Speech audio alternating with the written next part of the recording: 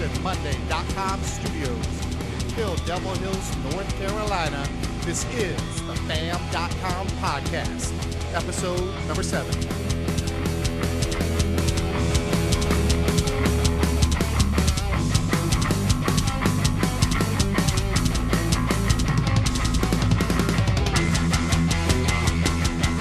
Good morning, good evening, or good afternoon, depending on what time of day you are listening to podcast number 7.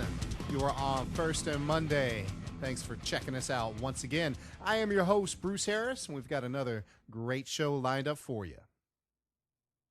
As always, if you want to get involved with the show, you can hit us up on Twitter at First and Monday. You can hit us up on Gmail, firstandmonday@gmail. You can hit me up personally, thebruceharris@gmail.com. And what we like the most is if you leave us a fancy message on our message board. Please include a sexy little GIF. We like those too. You know, a GIF that's got a little bit of shake to it, or one with a little bit of bounce. And speaking of bouncing, we're going to start this week's episode off by bouncing right to the fam.com hotline, where we are being joined by one of the founders, one of the originators of this whole First and Monday concept, the website that you're on right now. So please welcome to the show one of the partners, one of the founders of the website, Mr. Tristan Smith. Tristan, thanks for calling in. How are you? Bruce, how are you, buddy? I am doing great. Thank you for asking, and thank you for calling in today. Wanted to sort of pick your brain and see how this whole First and Monday thing came about. Well, first of all, I'd like to congratulate you on your coming to terms in the contract with our legal team, Yes. and as well as our Thank sales you. department on contributing to the site with the podcast. Oh, right on. I think that was definitely a win-win. And I tell you what, that case of Tito's vodka, that was the Yeah, clincher. glad to have you, buddy. The basis of the website is a bunch of guys from several different states around the country that all share the common interest, obviously being football. But at the same time, our vision is to have a one-stop shop, so to speak, site. We're not too big on news. We're not too big on a lot of things that people specialize in. We're just kind of into all of them a little bit. All right. Now, you say a one-stop shop. What are some of the other shops that have influenced you? What are some of the other websites that maybe you personally or some of the other partners have enjoyed? Say that again. I'm sorry. I got a bad connection, Bruce. Oh, no problem. I was just asking, what are some other websites out there that may have influenced you personally or some of the other members of your group as far as the direction that you're trying to head in? Well, I don't want to, throw anybody else out there and promo them on our show here, but, everybody's been around the web. There's some bigger sites that focus on this and, just football or all sports or just, myself as well as the next guy on the site. I mean, we love tits, but we kind of feel like this. If you have to resort to posting a bunch of scantily clad women on the site every day, let's be honest, Bruce, you and I know you can go anywhere for that. Don't check my browser history, bro. These guys that do these sporting sites, they want to supplement it, with women all the time. Well, guess what? Women enjoy sports as well. We feel like if we were to follow the route and footsteps that so many other people have already done, and wouldn't you have to put a bunch of men up on the site too to allow the women to come to the site? We don't want to be biased in any way, and we all just happen to be straight. Not there's anything wrong with the other route, but we'd rather not do that. So therefore, we feel like we could provide the site with enough content to keep everyone entertained, to facilitate all walks of life, basically. All right, very good. Tristan Smith, one of the original founders and partners in firstandmonday.com, joining us today to break it down for us, talk a little bit about the site that you're on right now. Now, Tristan, as I've been reading a lot of your pieces on the site, whether it's sports related or manliness related, or even some of the recipes, everything I read seems to have a vein of humor running right down the middle, a big fat vein of humor. Is that something conscious? Is that what you guys are trying to do? Bruce, I can't say that that's intentional. That our guys are sitting there, trying to find a place to write humor into it. We have a group, basically a team of about 20 that it's just their personality. It's the kind of guys they are. They're all great guys, funny, successful guys in the business world that just wanted to do something on the side to, let's face it, in this day and age, we all spend too much time on the internet, whether it be at business, home, on the phone, at somebody's wedding, at somebody's funeral, and we just kind of had the idea that we would just be ourselves. And since we're going to be spending time on the net anyway, we might as well put something together. And, hopefully there's more like-minded guys out there that enjoy the same type of thing. So, and we're not trying to spin stories or articles or anything like that. We're just going to write it the way we see it. We're going to have a nice mix of different sports, different topics. I mean, we've got a This Day in Man's History that we do every day. And the writer on that is just a special guy. I mean, he just takes the exact day in man history and adds a couple of his thoughts to it, and they're just hilarious. Agreed. Now, Tristan, one thing I've definitely noticed right off the bat is that all your content so far is free. It's free to the user. Now, are there plans moving forward to add some premium content, to add some pay-for-play things? What's the plan in the future? We as I said, Bruce, we're all professionals. We've all done well in our careers. We're not looking to, cash in on this thing. We're just looking to provide something for people who, a lot of guys, here's the thing.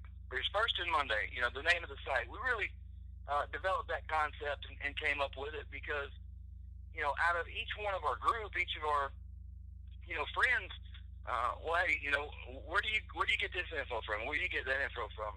And again, I'm not going to, throw out names of other companies and sites and things like that, but we all had places where, and every guy, it remained consistent. Well, when I get to work in the morning, I tidy up a couple things, and then boom, I go to this site. And then I go to this next site to get this, type of info. And then I go to the next site. And the thought just kind of evolved that, man, these people are checking 5, 6, 7, 8, 9 sites a day, and that's if they don't even look at porn. Seriously, do not check my browser history. Now, you mentioned you have a group or a staff of about 20 guys, and you did say they're spread out all over the country. How does that happen? How does a group that diverse and that spread out come together? Tell me about the genesis.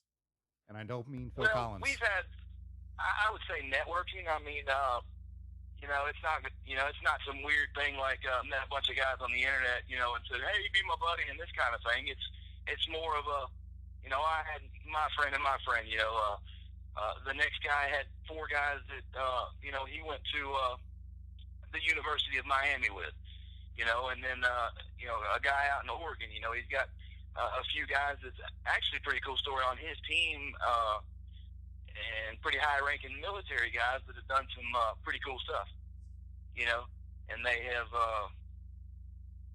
everybody has a history on our site, but with that being said, one guy meets this guy and meets that guy, and actually last year we just decided to get together and have a great weekend and talk about the concept, and we scheduled a little thing down in New Orleans and just had an absolute blast for the weekend and kind of kicked it around, and here we are. And actually, Bruce, we're going to go live within the next 7 to 10 days. The site is, it's ready to go.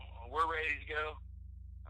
It's taken some time in the making, but as I said, we're not looking to cash in. We're not looking to charge people money to get on this thing. We're just trying to put a product out there that people will enjoy. And in the end, that'll be good enough for us. So there was no hurry, no rush, no, this costs a little bit of money. Like I said, everybody's successful. And, granted, I will tell you, we're not coming out of the box with no $10 GoDaddy site or anything like that. We paid quite a bit of money and got a great product for that. But once again, it's not an issue with the guys, and nobody's just expecting a return on it. And so we've just taken our time and, try not to shoot our wad, so to speak. In this day and age, you get out there too quick and you're not ready. You only get one shot at some people. And, some people get it one click one day and never come back.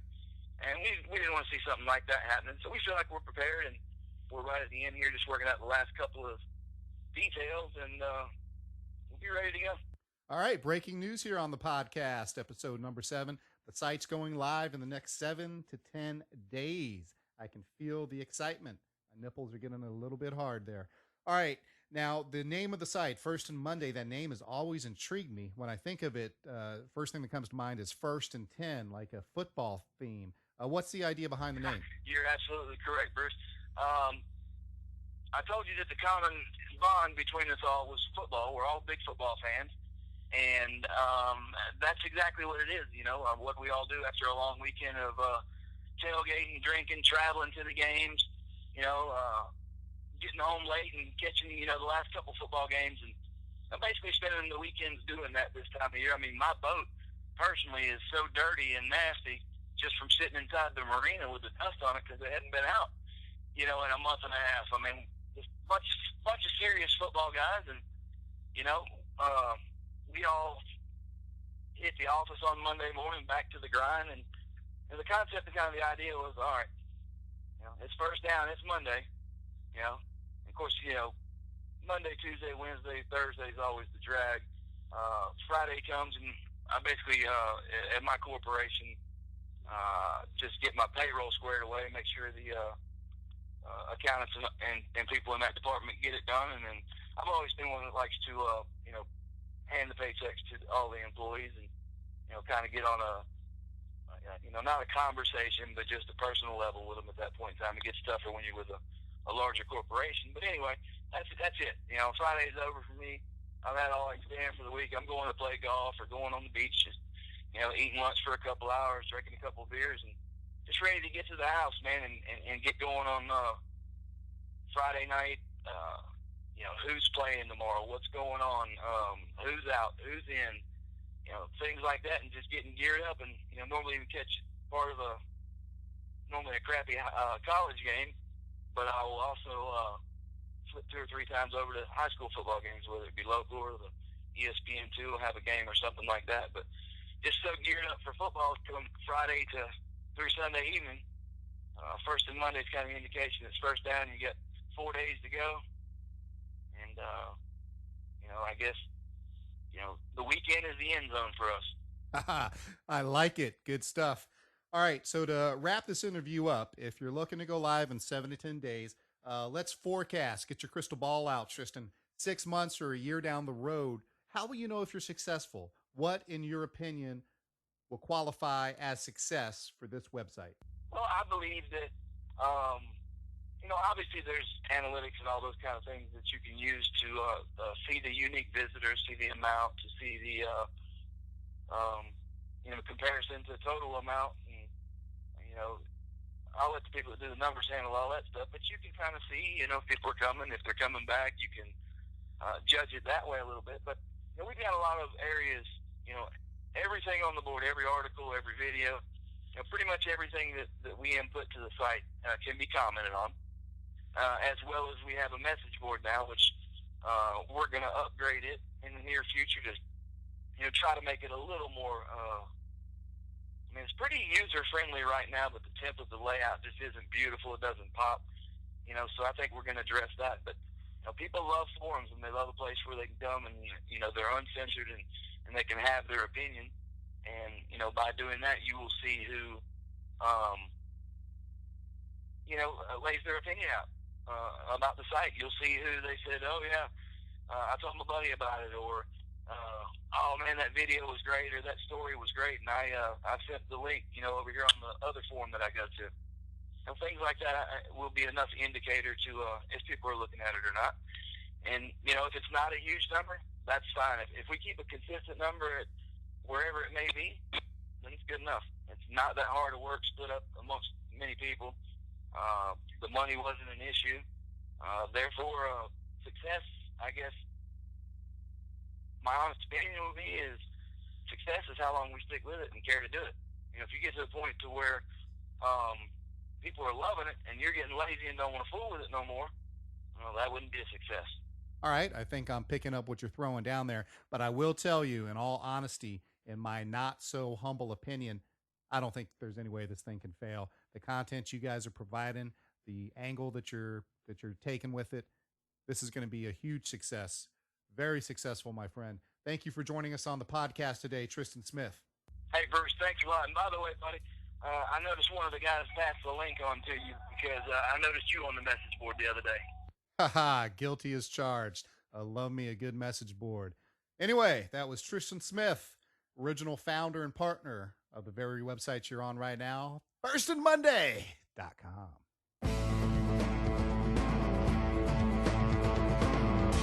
And that music means it's time for the firstandmonday.com Man of the Week, although starting now and forevermore, the segment will be rebranded the Champion of the Week.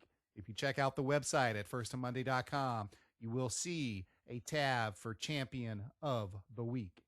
Now, just like the new committee that's going to be determining the 4 teams for the NCAA college football playoffs beginning next season, featuring Condoleezza Rice, I will not be able to guarantee you that my podcast's Champion of the Week is going to be the same person that's featured on the website. But, hey, that's all right, because just like in 1991, you can have more than one champion. Although Miami would have killed Washington had they played. But without any further ado, this week's firstandmonday.com podcast's Champion of the Week is Joel Pena. He's the executive chef for the Speedway food provider Levy Restaurants in Fort Worth, Texas. They handle the food and catering for the Texas Motor Speedway. The story came to us from the UPI. Mr. Joel Pena, a stud, I'm sure, has concocted a milkshake with bacon and beer. Dude's running with 6 ounces of Bluebell homemade vanilla ice cream, 2 ounces of bacon syrup, 2 ounces of candied bacon. What? I'll take some. And a half bottle of Ryer & Sons Ugly Pug Black Lager. And, of course, you got to top that with some whipped cream and some bacon bits. Bacon bits. That whole thing's only going to cost you $10. About as much as a cup of Girls Light goes for. And he has dubbed this masterpiece the Shakin' Bacon Brew. 'Cause I want to shake and bake all night and watch NASCAR every day. Well, not really. I mean, I wouldn't mind traveling to Texas just to get a taste of this nectar of the gods. But if I got to watch NASCAR while I'm drinking it, you might need to give me 3 or 4. Left turn, left turn, left turn. Hey, man, you must really like Tide. That was, of course, a great Mitch Hedberg. But Joel Pena, for concocting this wonderful gastronomic delight, you are this week's firstandmonday.com champion of the week.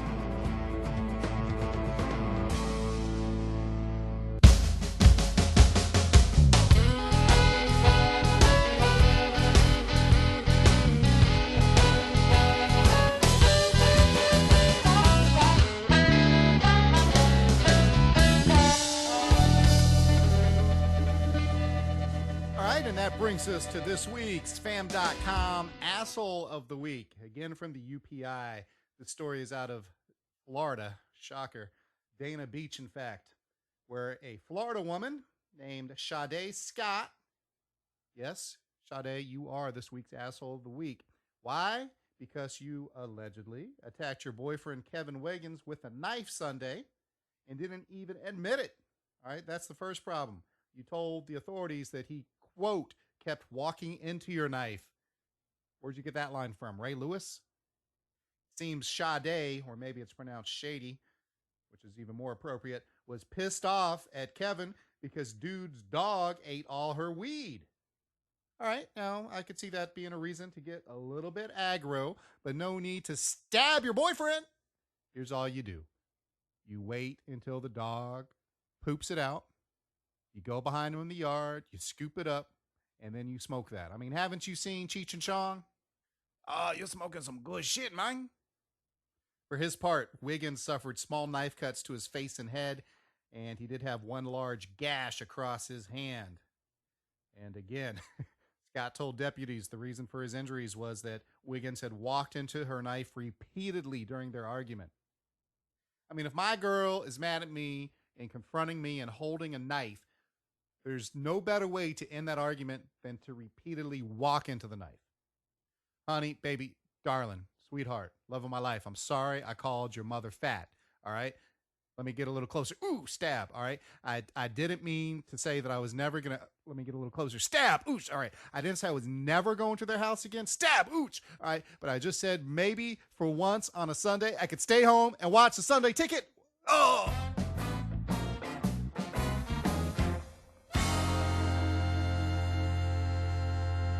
All right, and speaking of assholes of the week, well, let me just say this. We're going to go back to the fam.com hotlines. Reason I mention an asshole is whenever I take a caller from Boston, well, my butthole starts to pucker. I never know what I'm going to get from one of them chowdas. Hopefully this guy proves me wrong. Hopefully he goes in gentle. Patty O from Boston, what is up? What's up, partner? Not much. How's Red Sox Nation? Partying now for 3 days, maybe 4 days. It's a party here in Boston. What you doing?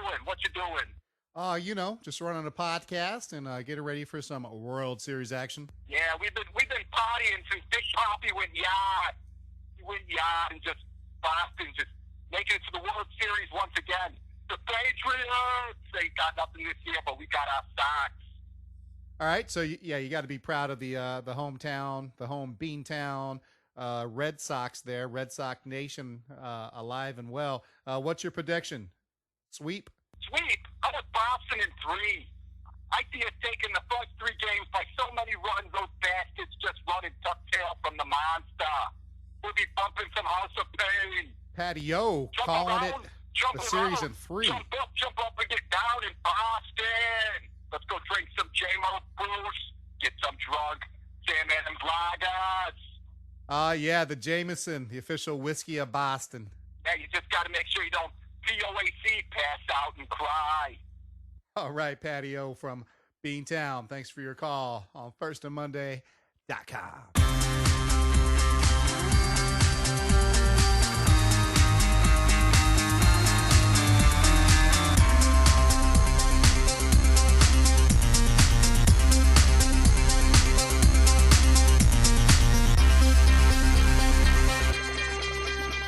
Right now, it's time for the fam.com new music feature. By the way, if you have a band and you want to get on the air, email me, thebruceharris@gmail. Send me what you got. If it's any good, you might just hear it on an upcoming episode of the podcast.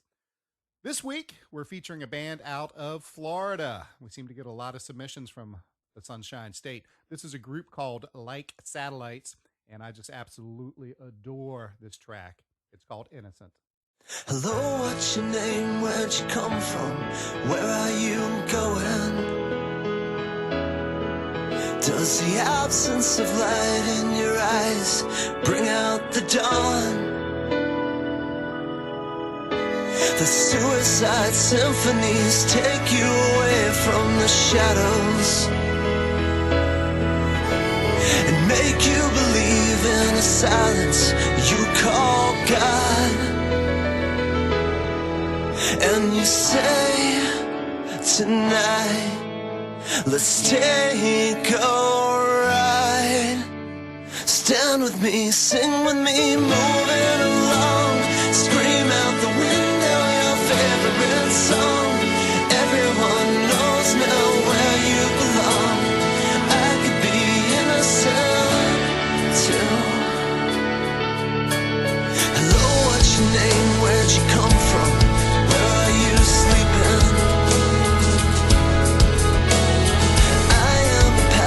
Here, I'm on your side,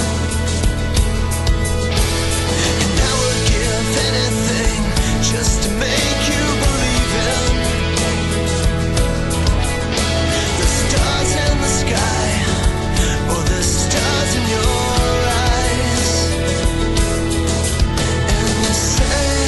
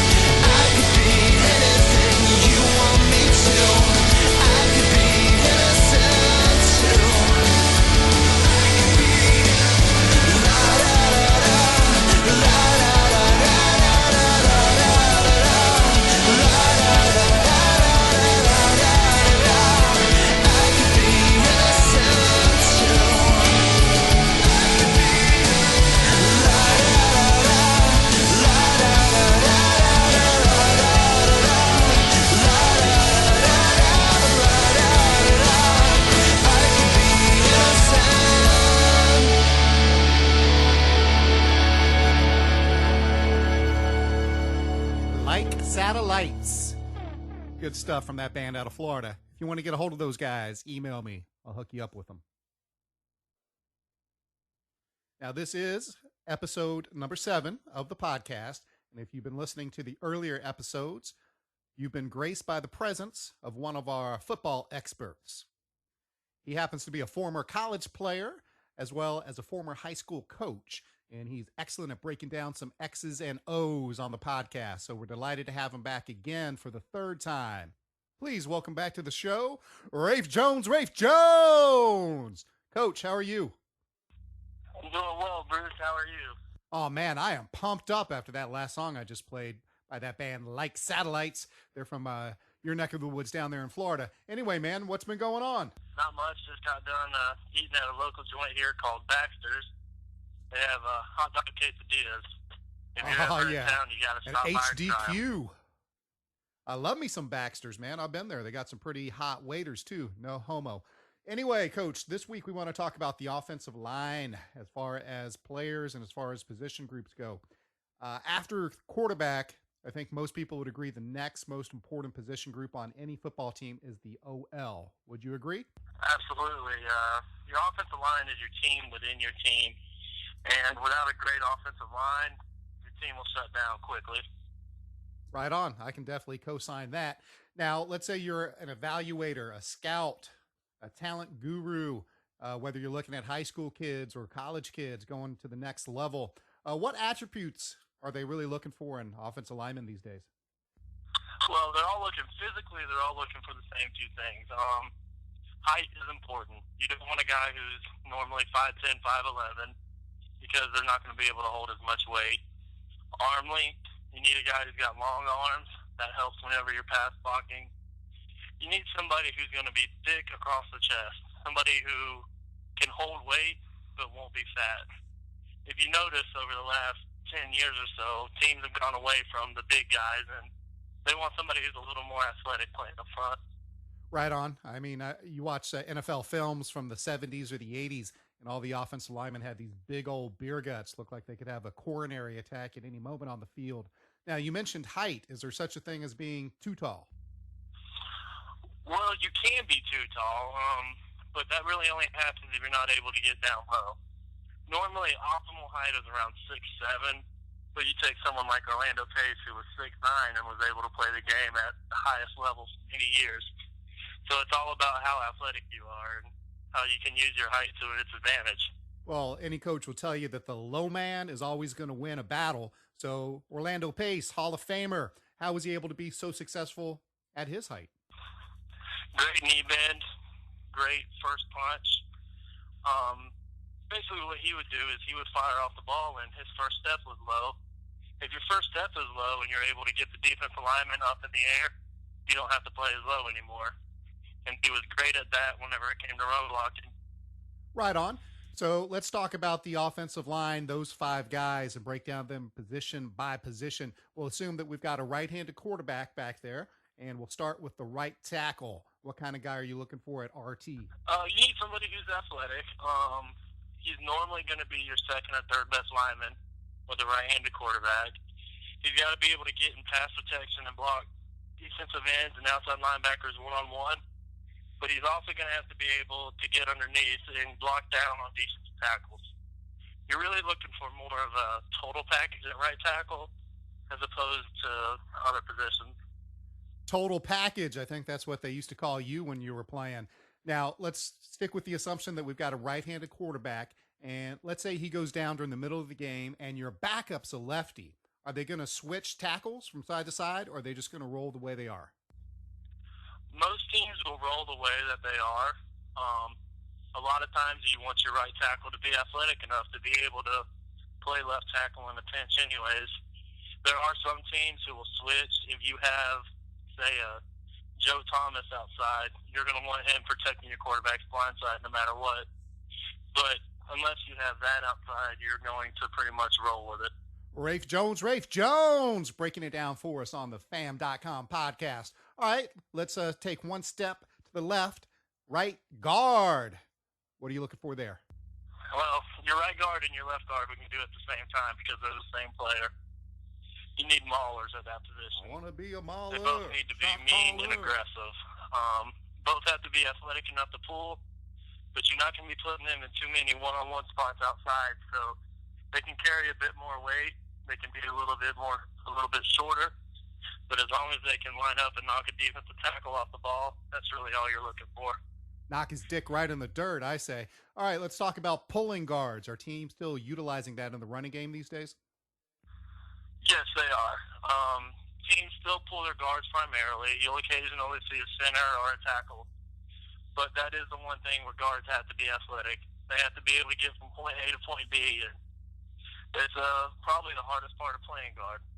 All right, now let's talk about the brains of the operation, the center, over the ball, making the calls. Who's that guy? He's the most cerebral player. He's normally just as smart as the quarterback and knows the offense just as well. Preach. He has to call out the blocking schemes. He has to listen for audibles. If there's an audible, he has to be able to think on his feet with the quarterback. In addition to that, if there's a nose guard lined up in front of him, he has to be able to block that guy one-on-one 90% of the time. Or he has to be athletic enough to go and block a middle linebacker. Normally, your center is going to be your second best all-around offensive lineman. I can dig that. All right, now a couple weeks ago when you were breaking down spread offenses for us, you mentioned that a lot of these kids coming up at the quarterback position literally have not taken a snap from under center unless they're in the victory formation. So how does that affect centers these days? Are they not used to anything but a shotgun snap? Yeah, that's true for the most part. It's actually nowhere near as big of a deal for centers. I played center in high school and in college, and I can tell you it really doesn't make a difference. All you have to remember is whether the quarterback's under center or not, but it doesn't affect the way you block or anything.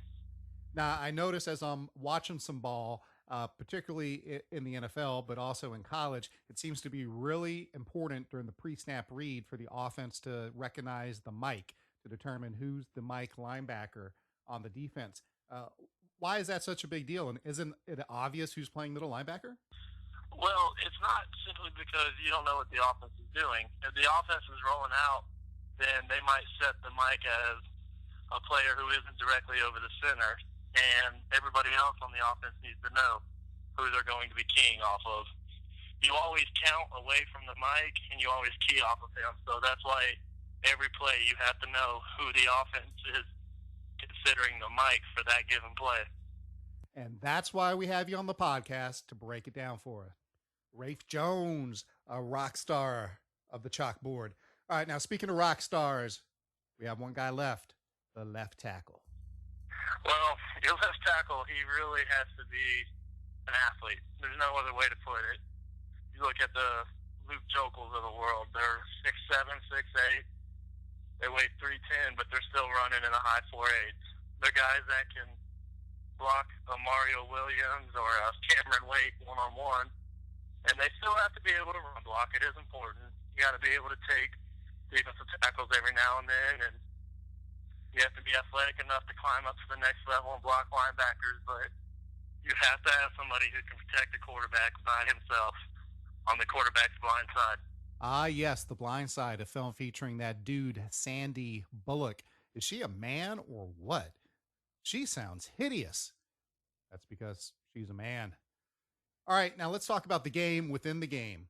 Some of the tells that the defensive lineman is going to be looking at to try to pick up on where the play is going as they study the offensive lineman pre-snap. Things that you hear about on broadcasts all the time, like, well, if the offensive lineman's knuckles are on the ground and they're white, that means his weight is forward. He's going to be moving forward. It's a run. Talk about that. Well, yeah, you're actually taught. You're taught to be balanced in your stance, and that is why. A lot of times it is still given away if you really look.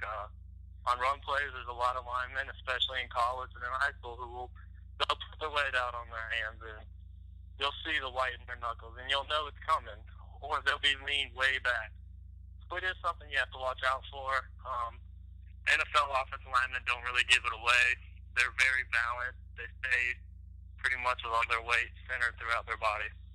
Now let's talk about the mentality of being an offensive lineman. Not just the one guy, but all five of them as a unit, the mentality that they must possess. As we've discussed, they are pretty smart guys, such as yourself.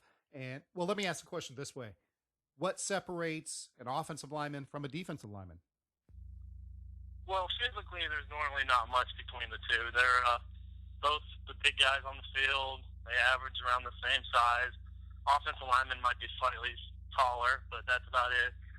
The main difference in the two, though, is offensive linemen are generally much, much smarter than defensive linemen. I'm not just saying that as a former lineman. You can look at the scores, but at the Wonder League scores, you can tell offensive linemen are smarter and they're more cerebral football players. They have to be. They have to think on their feet. Now, as far as the group mentality goes, when they're reviewing the game tape, what do you guys get more pumped up for? Keeping the quarterback's jersey clean the whole game, giving up 0 sacks, no hits on the quarterback, or seeing a running back get loose for $150 or 200 yards? Run blocking. Run blocking is more fun than pass blocking is every time. You get a sense of pride in going a game without giving up a sack, but nothing matches being able to watch your running back run free to the second level play after play. It's a great feeling. And it's a great feeling to have Rafe Jones on the FirstOfMonday.com podcast once again. Now, what about those oops, my bad plays where an offensive lineman whiffs on his block? He lets the defensive lineman just earhole the quarterback. As you're peeling that guy off the ground, are you saying, my bad, bro? Well, not normally. There's no need to say it. Everybody knows. It's normally one of those things. As an offensive lineman, you have to have a short memory. You're going to get beat. You have to be willing to accept that. It will happen. So normally you're helping the quarterback up, and by the time you get back to the huddle, you have to be able to forget what just happened. Now let's talk about the offensive line coach. I bet those guys are some crazy bitches. Yes, every single one of them. A lot of them didn't even play offensive line. They played safety, they played linebacker, they played defensive line, but in order to get into the head of these offensive linemen, a lot of times you have to have somebody who's wired a little differently. They have to be able to think outside the box, if you will. All right, so who are some of the best offensive line coaches in the game right now? Well, you got guys like Mike Tice was a great one. Guy down in Miami right now, Art Keogh. He's pretty much the best offensive line coach in college football the minute he decided to come back. Rick Trickett at Florida State is another great one. And someone like Steve Adazio, who's now a head coach at the college ranks. He was also a very good offensive line coach, producing, the Pouncey brothers from Florida. Ah, yes, the Pouncey Bros. Which one of those two is the gay one? I forget. Both of them, I'm pretty sure. Boom. All right, well, let's not break away from tradition. The past 2 times we've had you on, we put you in position as a GM of a brand new franchise. We'll call them the Los Angeles Vagrants. Who are some of the college players that would be very high on your draft board? Well, Bruce, I'd probably have it down to 3 myself. It would be Taylor Lewan from Michigan. Michigan. Break him down for us. And, Lewan is a player. He's got all the skills. He's big, he's fast, he's strong. He's done great against good competition. Believe it or not, everybody remembers the Clowney hit from last year and his matchup with South Carolina. But if you go back and look at the stats, Taylor Lewan basically shut out Jadeveon Clowney for an entire game, one-on-one. And that's something that is very impressive. Very impressive indeed. I think even Mel Kiper's hair was impressed. All right, so that's one guy down. Who else is in your top 3? The next one, he's another Matthews, actually. Jake Matthews this time, son of the great Bruce Matthews. With Jake Matthews, you're looking at somebody with great pedigree, and that does matter. Looking at a guy who's also a great athlete, and a player who's shown versatility. He's shown he can play both the left side and the right side at tackle at a very high level, and that's something that you have to take into account. You can draft him with a left-handed quarterback, and it's not going to make a difference. So that's something that you look for in an offensive lineman. Okay, Coach, who's your third guy? The third one's a little bit of a dark horse, but it's Cameron Irving out of Florida State. He's a guy that I would look at simply because of his athleticism. He played defensive tackle his first 3 years at Florida State, moved to offensive line last year, started at right tackle last year, started at left tackle this year, and he's a player that gets better every single game. That's something that you have to look for. Well, I'll tell you what I'm going to be looking for is having you back on the show again real soon. Quality stuff, breaking it down for us, Rafe. All right, now, sticking with the college game, in your opinion, who are some of the top offensive line units this season? Bruce, the top group is Stanford. Again, Stanford has a history of producing dominant linemen. Part of it comes from the fact that, as we discussed, they're cerebral players, and you have to be a smart player to get into Stanford. They're a big, dominating group. They run about 8 or 9 deep. They bring in extra offensive linemen all the time. And, you know, you don't see any drop-offs whenever they lose somebody, and that continued this year. All right, Stanford number 1. Who's the next group? The next group I would talk about is Florida State this year. Now, they're a group that's been maligned in the past, and rightfully so. They've had problems, but they seem to have finally come into their own. They've got 2 very good guards, in Josue Matias and Trey Jackson. They're dominant inside, and they're very good on the edge, and that's all you can ask for. They do a great job in run blocking, and they do as good of a job with a mobile quarterback as he can. Oh, yeah, that dude's so mobile, he can even walk on water. Jameis Christ. All right, and who's the third group? They'd probably go to Nebraska this year. You know, they're a group. They can run block. They stay low. They've helped produce some good offensive numbers. They're decent in pass blocking. Wait, hold on, Coach. Are you trolling? Yeah, Bruce, I am. They're actually pretty awful. And yeah, they are. It's also important to mention their offensive line coach's name is Barney Cotton. That's like his real given name. That's worse than Jimbo Fisher or Dabo Swinney. Yeah, very good points there. Although I don't think Dabo is his given name, but still, it's absolutely ridiculous for a grown man to use that as his moniker. All right, champ, way to go. Way to break it down for us on the show. Hopefully we'll have you back on real soon. Yeah, Bruce, anytime, man. I've been dabbling on the site lately. Really enjoying your Game of the Week previews and the fantasy football breakdowns. They're very helpful, and anyone who likes fantasy football should be all over them. You got it, man. FirstandMonday.com, because the alternative is work.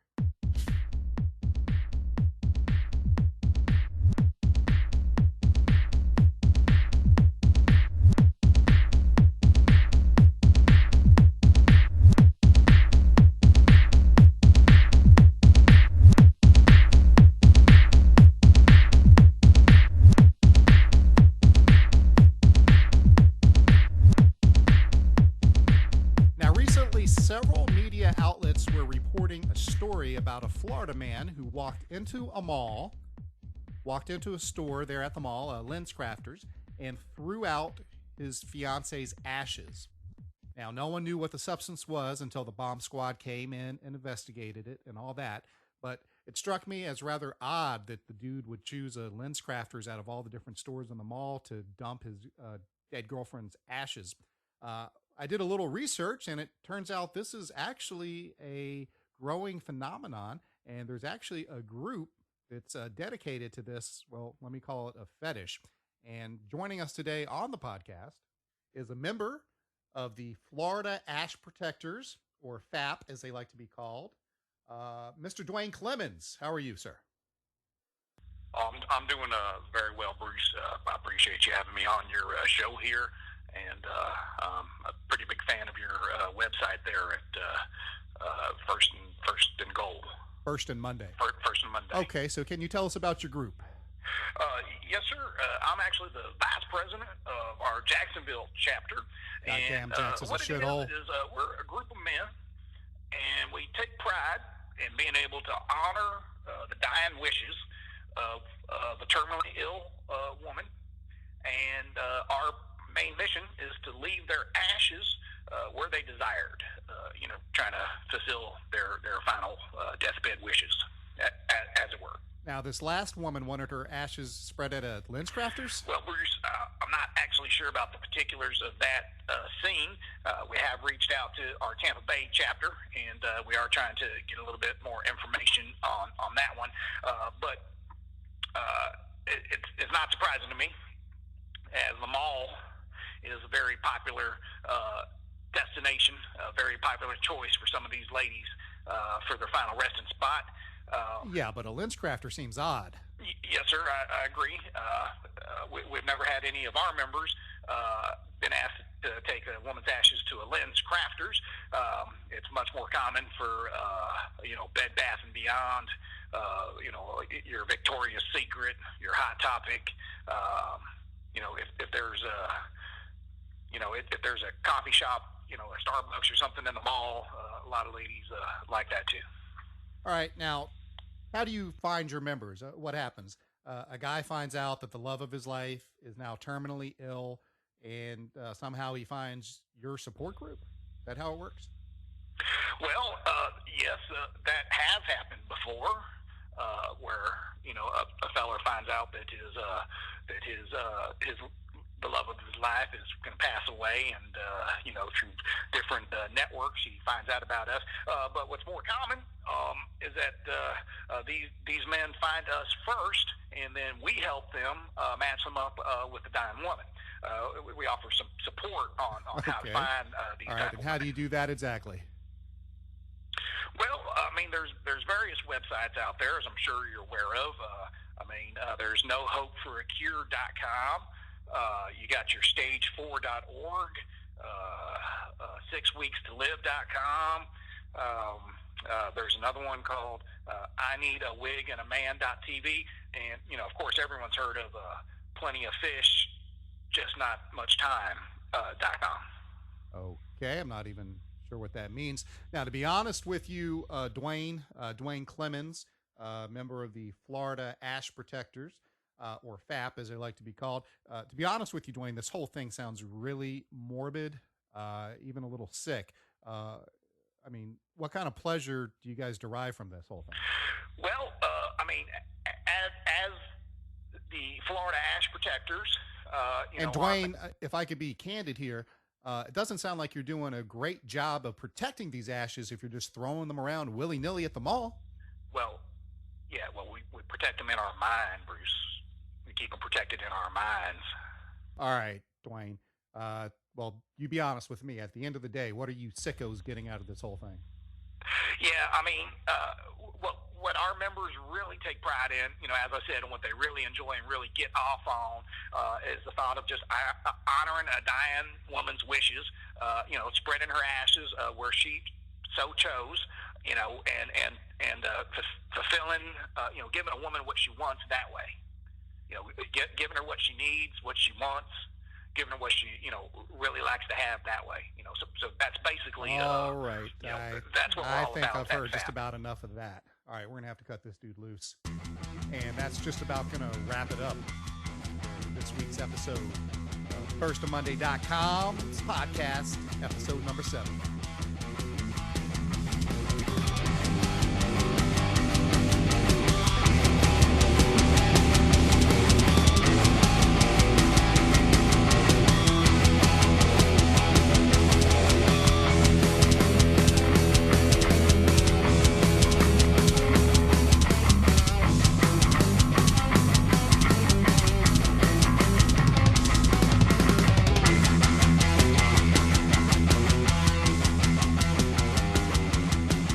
And you just got to make sure you don't feel like passed out and cry.